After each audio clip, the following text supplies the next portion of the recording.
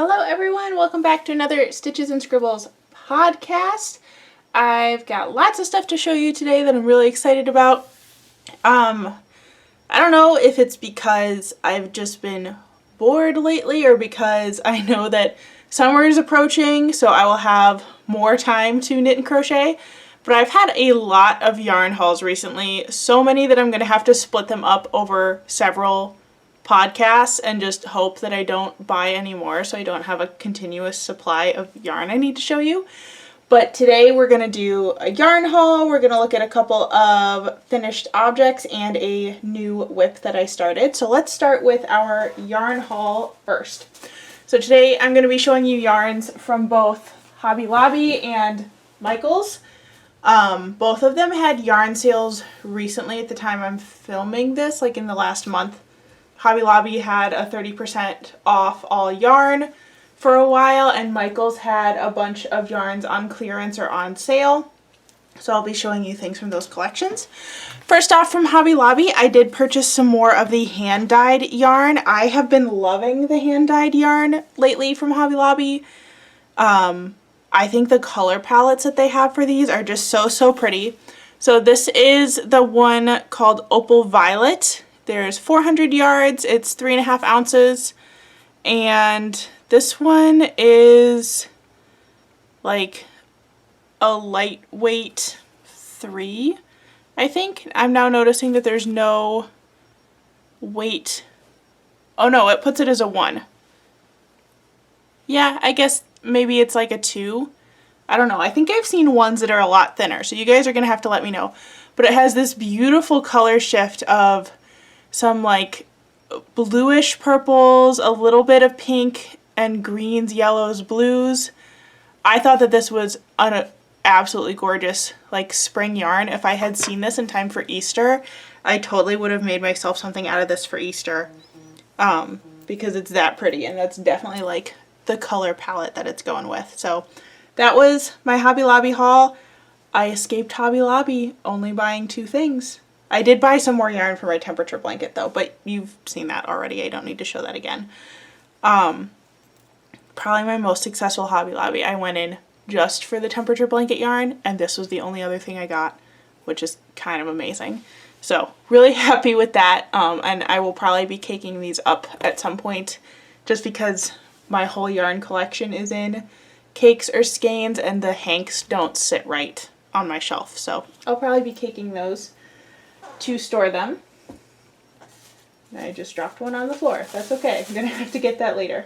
So on to Michaels. When I went to Michaels, the Karen skinny cakes were on sale and the baby rainbow yarn was on clearance. So I'll start with the skinny cakes I got.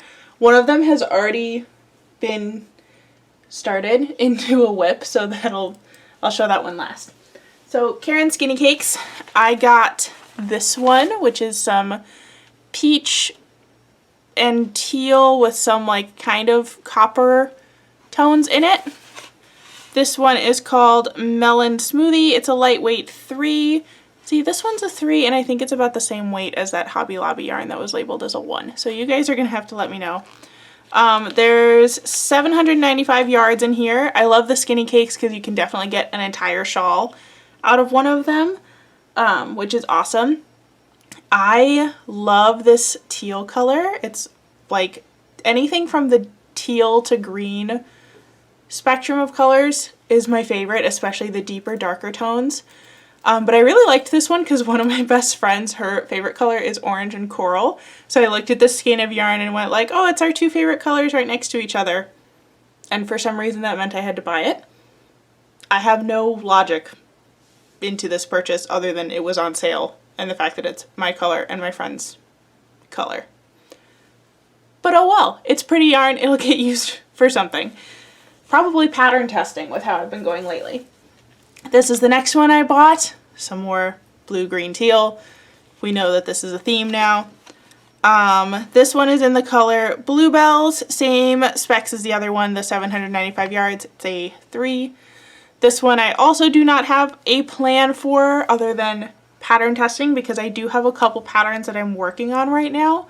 So I knew that the Karen Skinny Cakes would be a good yarn that I could use in the testing phase of the pattern where I don't need the final color for it yet, if that makes sense.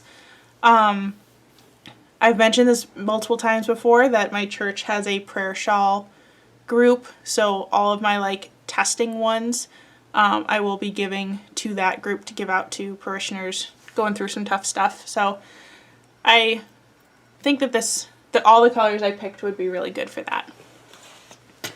Up next, another Karen Skinny Cake. More teals and greens. This one is in the color Raspberry Ganache. And I think this one is my favorite. I might have to make something out of this one that I get to keep. Because the colors are so pretty, and I don't have a lot of purple, and I do like purple. I just don't wear purple very often. So maybe this, because it blends with some other colors that I do have in my closet, I can pull in some purple. And my last Skinny Cake. This one is very bright, very rainbow. This one is called Rainbow. Could have guessed that one. This one I did buy for a specific pattern I'm hoping to design. I am into really nerdy stuff, so when I start releasing written patterns, which is in the not too distant future goal of mine, I wanted to do a pattern inspired by the Bertie Bott's Every Flavor Beans from Harry Potter. So I saw this color and thought that it would be perfect for that. So this one might be saved for an actual like photographed version of that design when I make it. But I thought it was pretty. I like that it's rainbow, but I guess it doesn't have a lot of true blue in it. It's more in the teal. It's a very green heavy rainbow yarn, which I really like. But anyway, I thought that all of those were pretty. The only other yarn I got from Michaels is the Baby Rainbow in the color Ocean Teal, again with the greens and the teals.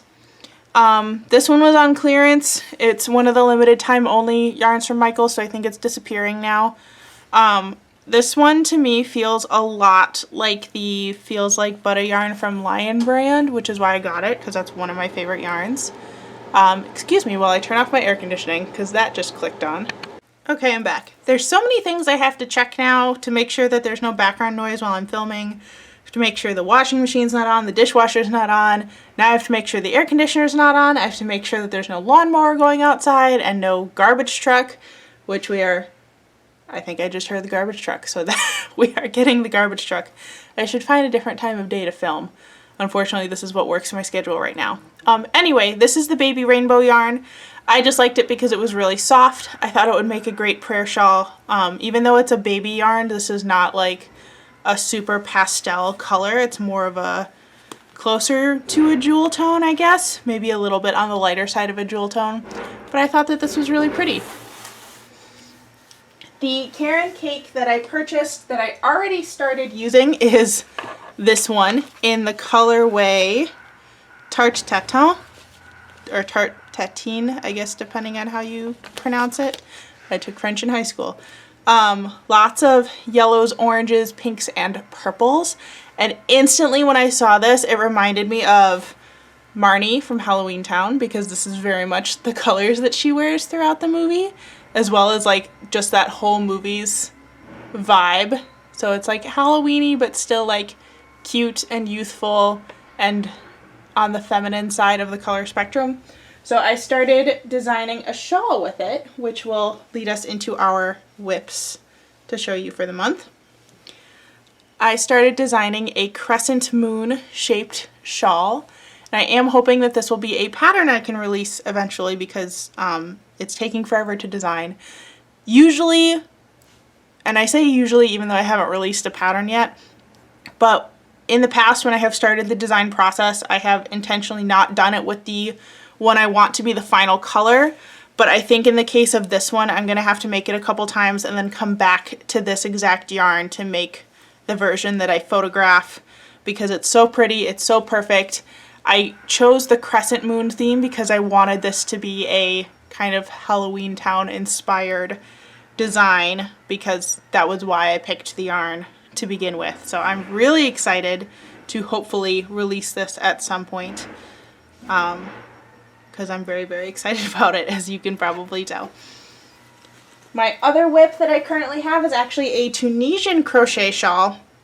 I don't know if I mentioned this in the last video or not, but lately I have been really into keeping a project in my purse.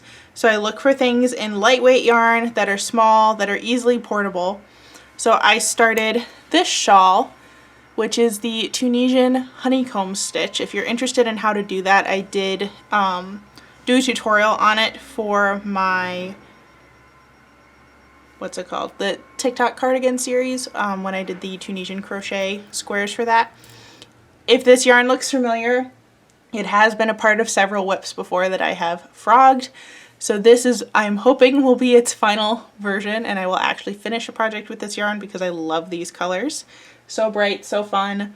I have several dresses that are like in the royal blue color.